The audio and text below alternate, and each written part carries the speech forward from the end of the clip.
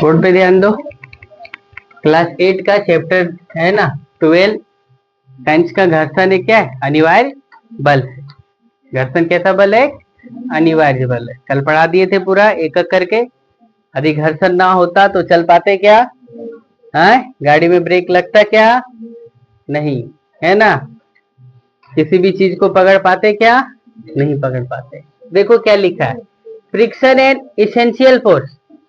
घर्षण, घर्षण कब लगेगा? तो जब दो सतह रहेगा तभी घर्षण लगेगा।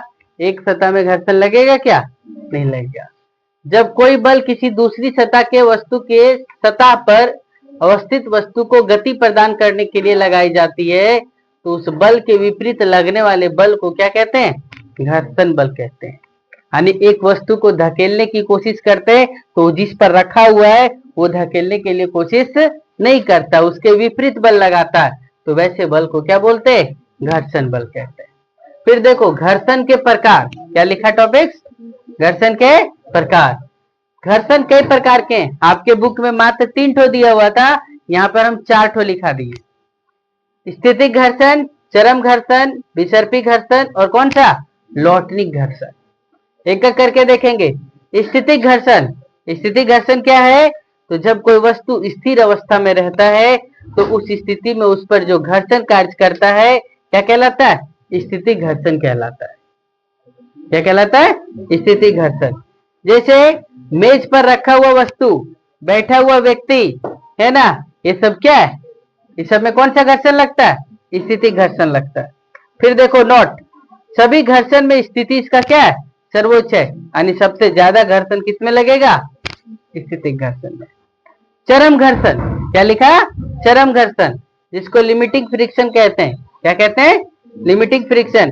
जब कोई वस्तु गतिशील स्थिति में होती है तो उस पर जो घर्षण कार्य कर रहा होता है उसे क्या कहते हैं? चरम घर्षण कहते हैं। या सबसे कम होता है या न्यूनतम होता है। क्या होता है? न्यूनतम होता है, यानी सबसे कम। फिर देखो तीसरा आया विसर्पी घर्षण। कौन सा घर्षण? विसर्पी घर्षण। जब कोई वस्तु को सरक कर या घिस कर आगे बढ़ रही होती है, सरक कर या क्या होती है? घिस कर क्या होती है? आगे बढ़ रही होती है, तो उस पर जो घर्षण कार्य कर रहा होता है उसे क्या कहते हैं? विसर्पी घर्षण कहते हैं। समझ में आया? फिर देखो आया चौथा नंबर, कौन सा? लौटनिक घर्षण। कौन सा? लौटनिक घर्षण। जब कोई वस्तु लुढ़क कर गति करता है, इसके लिए बॉल बेरिंग लगा हुआ होता है। इसके लिए कौन सा लगा होता है? बॉल बेरिंग, यानी चक्का भी लगा होता है। जब कोई वस्तु लुढ़क कर गति करता है तो उस पर कौन सा घर्षण लगता है? लौटनिक घर्षण। आपसे क्वेश्चन पूछेगा कि सबसे अधिक कौन और सबसे कम कौन? तो सबसे अधिक घर्षण किसमें? स्थितिक में। और सबसे कम किसमें? चरम घर्षण में। तो देखो वहां नोट करके लिख दिए कि स्थितिक घर्षण सबसे अधिक, उसके बाद है विसर्पी घर्षण, उसके बाद है लौटनिक घर्षण और सबसे कम में कौन सा? चरम घर्षण। घर्षण को प्रभावित करने वाले कारक। घर्षण को क्या प्रभावित करने वाले कारक? घर्षण को मुख्यतः 2 कारक प्रभावित करता है। मुख्यतः कितने कारक प्रभावित करते हैं? 2 कारक। कौन कौन? एगो सतह एवं वस्तु के संपर्क वाली पृष्ठ की प्रकृति निर्भर करती है, यानी जिस सतह पर वे टकरा रहा है या जिस सतह पर रखा हुआ है उसकी प्रकृति निर्भर करती है। और दूसरा क्या है? वस्तु की बाहर पर। तो पहले हम लोग देखते हैं सतह की प्रकृति। पहला क्या देखते हैं? सतह की प्रकृति। चिकना सतह की तुलना में रुखड़ा सतह पर घर्षण क्या होता है? अधिक लगता है। किस सतह पर घर्षण अधिक? रुखड़ा सतह पर घर्षण अधिक लगता है। देखो आगे टॉपिक से प्रभाव। कौन सा है? प्रभाव। प्रभाव क्या है उसको देखो, संपर्क पृष्ठ की प्रकृति के प्रभाव पर, है ना। किसका लिखा? संपर्क पृष्ठ की क्या प्रकृति का प्रभाव। तो देखो जो सतह संपर्क करेगा उसको हिसाब से देखें तो चिकना सतह रहेगा तो चलना क्या हो जाएगा? कठिन हो जाएगा। जबकि रुखड़ा सतह रहेगा तो चलना क्या हो जाएगा? आसान हो जाएगा। वस्तु के भार का प्रभाव देखो। इसका वस्तु के क्या भार का प्रभाव। हल्का वस्तु है तो आसानी से क्या कर पाएंगे? खींच लेंगे या धकेल देंगे।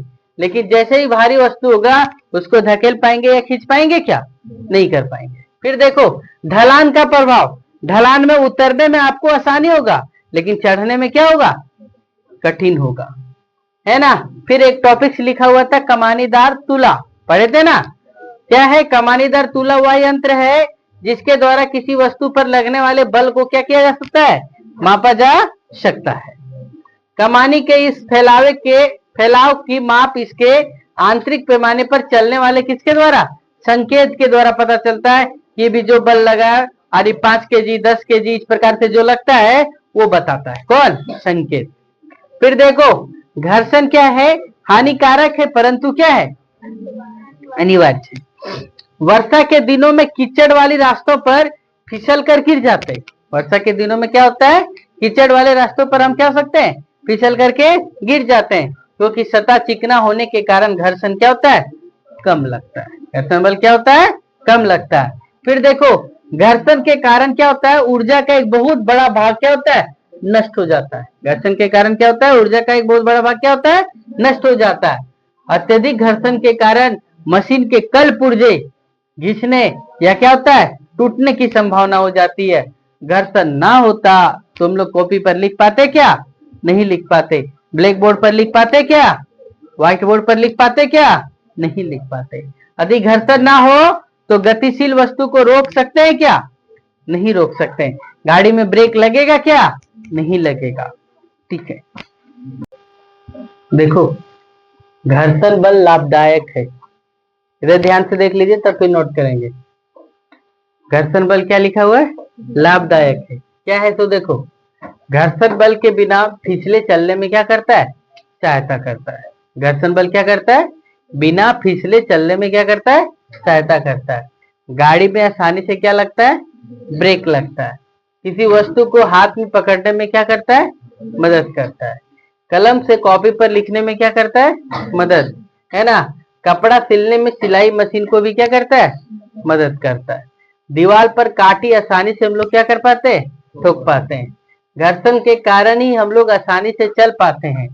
घर्षण को बढ़ाने के लिए क्या होता है, तो जूता में खांचा बनाया जाता है। माचिस की तिल्ली में आग पकड़ता है, अन्यथा यदि घर्षण नहीं होता तो पकड़ पाता है क्या, नहीं।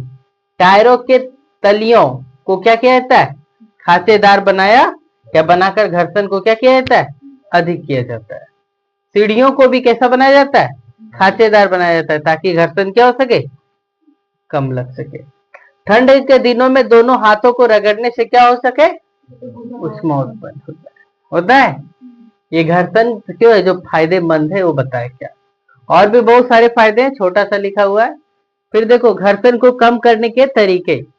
घर्षण को कम करने के लिए क्या किया जाता है, मशीनों में क्या बॉल बेरिंग लगाया जाता है। आप लोगों के साइकिल में भी बॉल बेरिंग लगा हुआ है ना, हैंडल में, पेंडल में, और भी क्या रिम, क्या बोलते हैं, जो रिम का जो कटोरी होता है उस जगह पे भी लगा हुआ होता है। घर्षण को कम करने के लिए हम लोग क्या करते हैं, कैरम बोर्ड पर पाउडर छिड़क देते हैं, कि नहीं। फिर देखो घर्षण बल को कम करने के लिए ट्रॉली को समानानी कोई चीज को उठाने बैठाने के चक्कर में रोलर बॉल लगा देते हैं, तो क्या होता है, जल्दी आसानी से चल पाता है। घर्षण को कम करने के लिए देखो लुब्रिकेंट का प्रयोग किया जाता है, स्नेहक का प्रयोग किया जाता है। और स्नेहक कितने प्रकार के होते हैं, 2 प्रकार का, एक ठोस स्नेहक और दूसरा कौन सा, द्रव स्नेहक, है ना। देखो ठोस स्नेहक के रूप में किसका प्रयोग किया जाता है, ग्रेफाइट का चूर्ण का प्रयोग किया जाता है। किसका प्रयोग किया जाता है, ग्रेफाइट का। आप ग्रेफाइट हम लोग देखे हैं क्या, नहीं देखे, बचपन से तो लिखते आ रहे हैं।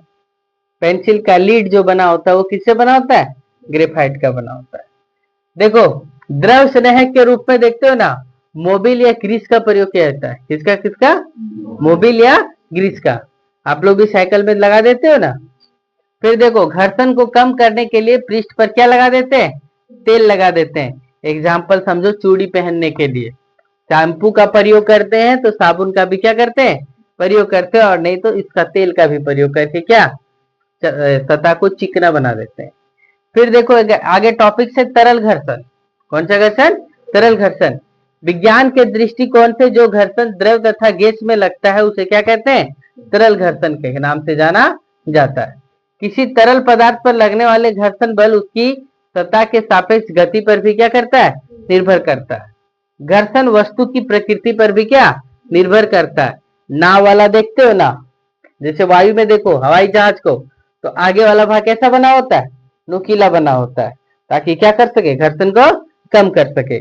पानी वाला जहाज भी देखो तो आगे वाला भाग कैसा रहता है, नुकीला रहता है।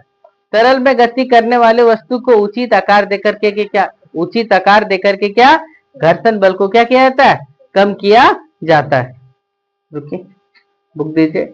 इसके बाद देखो आप लोग का ये चैप्टर खत्म हो गया, पढ़ा लिखा करके भी एक्सरसाइज अब बनाना है आप लोग को।